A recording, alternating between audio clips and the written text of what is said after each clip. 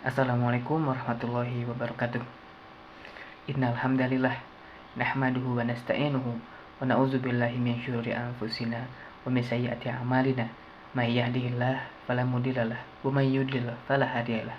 Asyhadu an la ilaha illallah wa asyhadu anna Muhammadan abduhu wa rasuluh. Segala puji hanya milik Allah. Kita memujinya, memohon pertolongan dan ampunan hanya kepadanya. Kita berlindung kepada Allah dari kejahatan diri kita sendiri dan dari kejelekan amal perbuatan kita. Barang siapa yang Allah beri petunjuk, maka tidak ada yang dapat menyesatkannya. Dan barang siapa yang Allah sesatkan, maka tidak ada yang dapat memberi petunjuk. Aku bersaksi bahwa tidak ada Tuhan selain Allah, dan aku bersaksi bahwa Muhammad adalah hamba dan Rasulnya. Dan lagi-lagi, segala puji hanya milik Allah, karena hanya dengan hidayah dan inayahnya, saya mendapat kesempatan untuk membahas topik yang menarik untuk disimak teman-teman semua. Kenalin, saya Al-Fahri, mahasiswa dari program studi ilmu komunikasi. Teman-teman, ada yang menarik dari doa pembuka yang tadi saya sampaikan di awal. Doa itu dinamakan dengan doa khutbah wajah, atau doa deklarasi kebergantungan diri. Cara yang kuat untuk menjelaskan hati dan niat sebelum berinteraksi dengan orang lain, dan saya rasa sangat beririsan dengan topik yang akan saya bawa tentang kebergantungan kepada media sosial. Dalam doa pembuka tadi, kita memohon perlindungan dari keburukan diri kita sendiri. Dan jujur, keburukan terbesar kita hari ini seperti kegelapan. Kita ketakutan, khawatir, cemas, bukan pada gelap atau hitamnya yang menghalangi pandangan, tapi ketidaktahuan ada apa di dalamnya. Nah, hari ini saya akan membahas 3 titik di mana kegelapan dapat menyerang mental kita dan bagaimana 3 solusi simetris dapat menjadi cahaya penolong atas kegelapan tersebut. Kerasa gak sih teman-teman kalau akhir-akhir ini media sosial seringkali membombardir kita dengan stimulus ekstrim, sukacita palsu, kemarahan berlebihan. Kita mati rasa sama emosi nyata. Kita tidak tahu apa yang sebenarnya kita rasakan. Kita cemas, tapi kita tidak tahu kenapa kita cemas. Dan ini adalah sayyiati a'malina, kegelapan ketahuan atas perasaan kita sendiri dan keburukan amal kita. Perbuatan kita seperti terlalu banyak scrolling, mengonsumsi berita gak penting, berdampak buruk pada hati kita.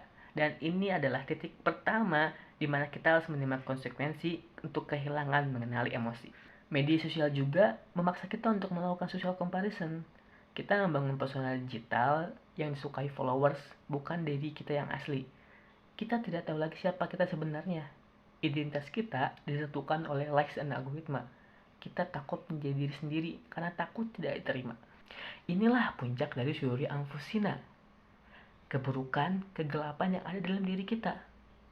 Diri kita hilang tertutup oleh keburukan ego, insecure, pencitraan. Dengan mudahnya menyerahkan diri kita untuk dibentuk oleh informasi yang harusnya kita ragukan dan pastikan kebenarannya, agar tidak menjadi titik selanjutnya yang harus mengalami kehilangan. Terakhir, media yang mudah menciptakan ruang gema dan filter bubble. Sederhananya, kita hanya melihat apa yang algoritma inginkan. Kita dibuat tidak tahu dengan realitas dunia sebenarnya. Kita kehilangan koneksi dengan alam, keragaman pandangan, tatap muka. Kita takut pada dunia nyata karena terasa lebih sulit daripada dunia digital. Maka, apa yang sebenarnya terjadi adalah mayudlil, siapa yang disesatkan. Kita tersesat dalam labirin digital yang tidak ada lagi falah hadialah, petunjuk tentang realitas yang sebenarnya. Bayangin teman-teman, di luasnya bumi Allah, jutaan kilometer persegi wilayah Indonesia, kita dipetakan cuma boleh di Sukabumi misalnya. Karena ada pihak lain yang menginginkan kita tidak mengenal dunia sesungguhnya untuk kepentingan tertentu. Untuk saya, itu bukan cuma menyeramkan. Membayangkannya saja sudah menyesakan dada. Makanya, kita perlu banget yang namanya counter attack buat hal-hal tadi. Apa aja? Sini aku tahu. Pertama, kita harus kenalan sama yang namanya emosi. Biar apa? Ya, biar akrab aja. Tanya rumahnya di mana, Instagramnya apa, terus lihat bagian di postnya, ternyata tentang buku juga. Lucu deh. Sorry.